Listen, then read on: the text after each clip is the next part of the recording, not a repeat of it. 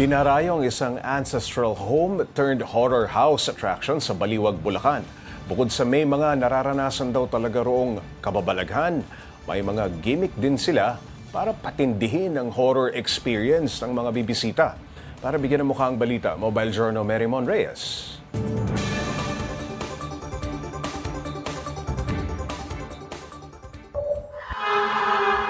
Ano yun? Sabi nga nila, mas matakot ka raw sa buhay kaysa sa patay. Kaya naman ngayong Spooktober, susubukin natin kung totoo yan, literal. Madilim at talagang sisindakin ka. Ito ang amusement horror house na Ghost Town Kingdom of Nightmares sa Baliwag, Bulacan. Sa iba't ibang lugar, 2012 ito binuksan para manakot, inspired dahil sa mga kababalaghan o paranormal activities sa ancestral home ng pamilya Victoria. Ngayon, mayroon ng higit 50 cast o character ang horror house. Ang paghahanda, sinisimulan alas 4 pa lang ng hapon. Inaaral po. Basically, ano po talaga, ni-study rin kahit paano bago po namin i-execute sa mga bata. Retouch din, opo. Sa araw na ito, kasama tayo sa mga mananakot. Paano nga ba yan? Floorings, may blocking tayong gagawin, magre-rehearsal tayo. May special guest ako na makakasama magtuturo sa akin. Paano ba manakot ng tao?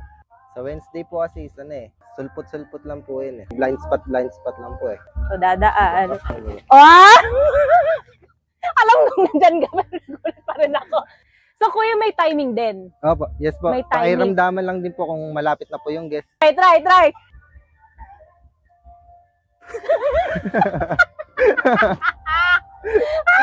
Bakit parang pakiramdam ko matatawa sila sa akin? Sige, next.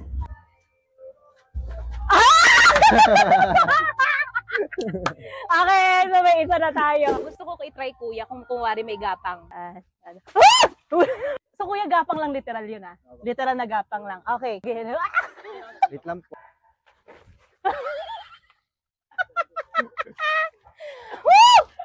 Okay ba kuya? Nakakagulat. At dahil pumasa na tayo sa standards nila, oras na para magbihis at ayos. At heto na nga, time to manakot and crawl.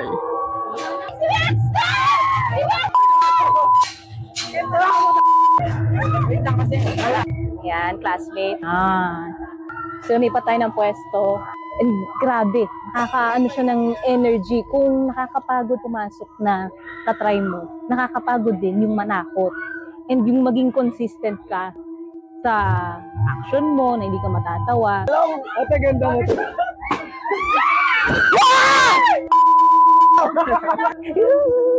Hanap tayo ngayon ng lilipatan nating pwesto.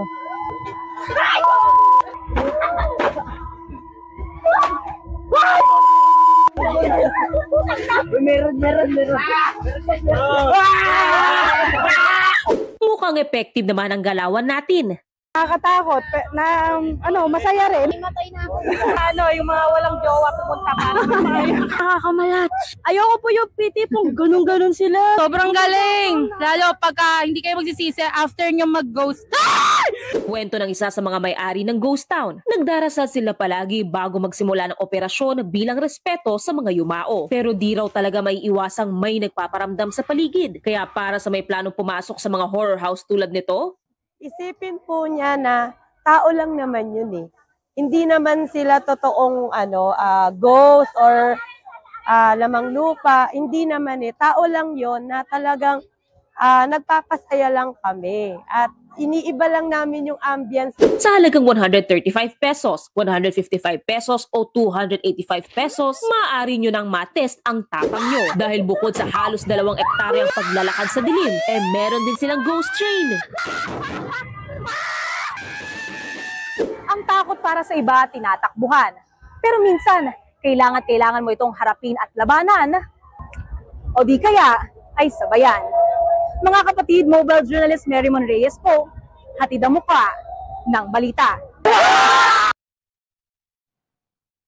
Pag-usapan pa natin ang horror house experience kasama si Mobile Journal Marymon Reyes. Abay, nakakatakot pala kayo, no? Thank you, Bang Ching.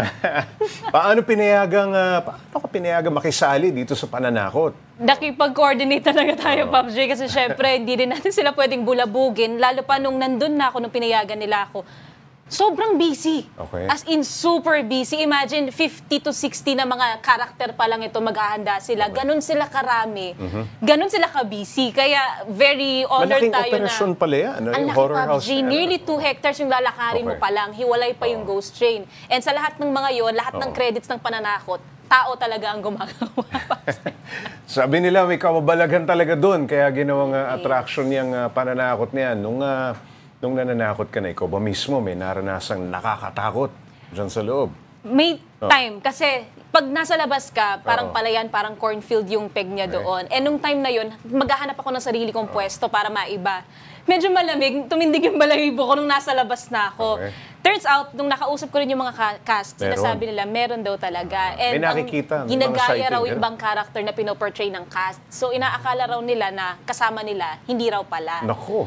Pero ang ginagawa nila doon, Pops Jace, pag kami nangyari daw na gano'n, sinusunod daw nila agad yung damit nila. So magbabago agad ng costume pagka may gano'n daw. Diyan ba sa horror house na pinuntahan mo, may waiver din na kailangan pirmahan bago pumasok? Pops J, lagi nilang siniscreen muna. Ang reminder din nila dito, bukod doon sa screening nila, bawal ang may sakit sa puso, bawal yung mabilis yung asmahin, gano'n. And nung nandun ako sa loob, meron ding bata, hindi pa pumapasok sa loob, nagkaroon na siya ng reaction agad. So, nilabas na. Oo. Nilabas agad. Hindi nila pinipilit na pumasok sa Correct. loob, Pops Oo. J. Yes. Meron man, may mga cast na raw ba na nakaranas ng pananakit matapos manakot? Baka pinanggigilan nung natakot. Oo. Siguro Oo. ang sinasabi naman nila dito, Pops J, ang limits nila, bawal nilang hawakan. Okay. Pero ang sa karanasan din natin and sila, minsan pagka group by friends talaga, mananakot ka, masusunggab ka, gagawin sila. So, pero very happy naman sila, bawing-bawi raw yung pagod nila sa pananakot. Ika, parang may nararamdaman ako. Ano ba itong gumagalaw na kandil? Maraming salamat, Mobile Journal, Mary Mon Reyes.